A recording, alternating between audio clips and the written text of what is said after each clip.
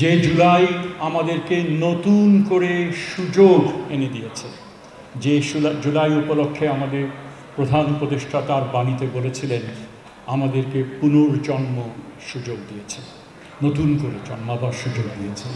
কেন? এবং আমরা মুখ্য যিনি প্রেজেন্ট করেছেন তার কাছ থেকে জানি কী ধরনের একটা পরিবেশের মধ্যে আমরা ছিলাম। গুম, বিচার বহির্ভূত হত্যাকাণ্ড থেকে শুরু করে আয়নাঘর, এই সমস্ত কিছু একটা ভীতিকর পরিবেশের মধ্যে ছিলাম, যেখানে রাষ্ট্র সমস্ত নাগরিককে জিম্মি হিসেবে রেখেছিল।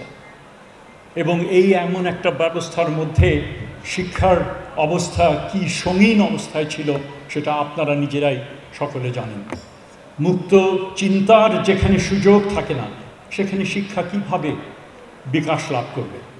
মোটেই সেটা ছিল না। এবং শিক্ষা নিয়ে কত রকমের তুগলকি কাণ্ড হয়েছিল, আপনারাই সেগুলো আমার থেকে বেশি সেগুলো সম্বন্ধে আপনারা জানেন।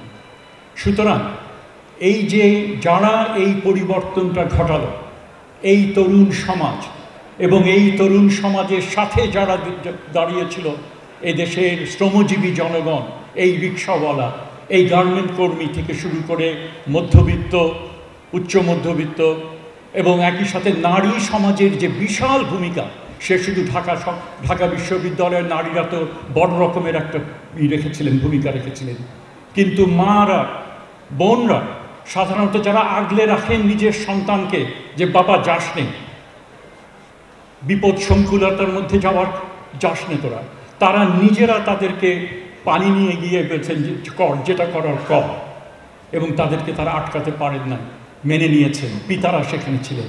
কাজে সকলের যে ভূমিকা, শিক্ষা পরিবারের, বিশাল যে শিক্ষা পরিবারের এই যে ভূমিকা, ডিজাইন, এলিগেন্স, বিউটি, সেরা পণ্য সবার জন্য জেভিকো। ছাত্রদের নেতৃত্বে যে পরিবর্তন ঘটেছিল তার ফল আমরা এখন ভোগ করছি।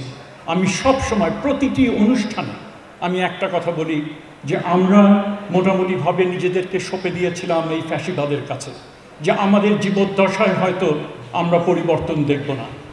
আমরা নাগরিক থেকে আমরা প্রজায় পরিণত হয়েছিলাম এবং সেটা চাইনি, কিন্তু এর কোনো বিকল্পও আমরা খুঁজে পাচ্ছিলাম না।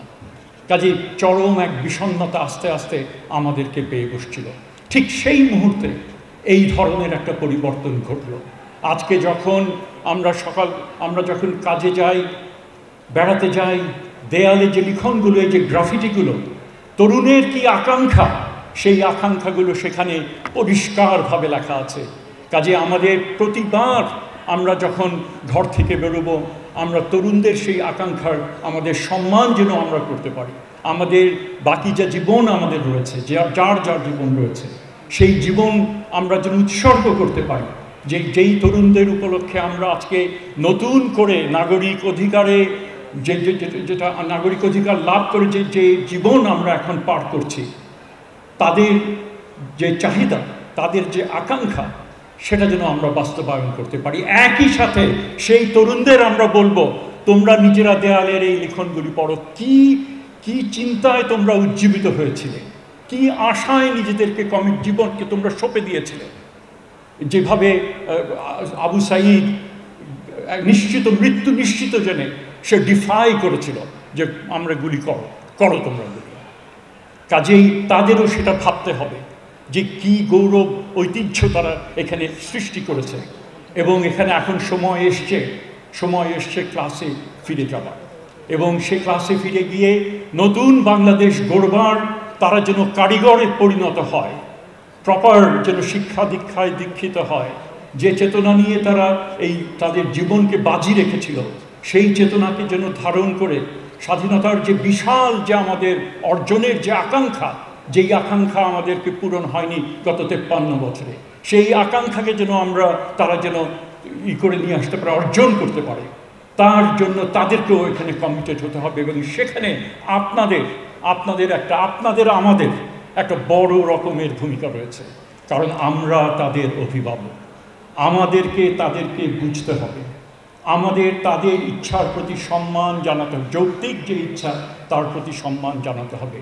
আমাদের সহমর্মিতা তাদের সাথে প্রকাশ করতে হবে, আমাদের সহিষ্ণু হতে হবে।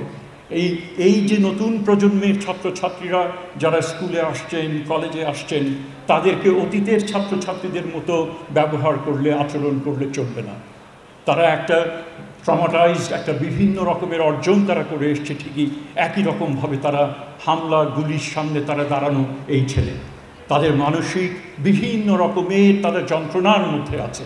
কাজেই তার জন্য যথেষ্ট সংবেদনশীলভাবে তাদের প্রতি আচরণ আমাদেরকে করতে হবে।